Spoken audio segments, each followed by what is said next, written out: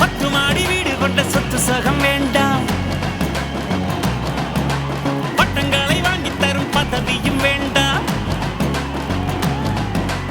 மாலைகள் இட வேண்டாம், தங்க மகுடமும் தர வேண்டாம், தமிழ் தாய்நாடு தந்த அன்பு போதுமே. என் ஒரு துளி வியர்வைக்கு ஒரு பவுன் தங்க காசு கொடுத்தது தமிழ் அல்லவா? என் உடல் பொருள் ஆவியை தமிழுக்கும் தமிழக்கும் கொடுப்பது முறையல்லவா?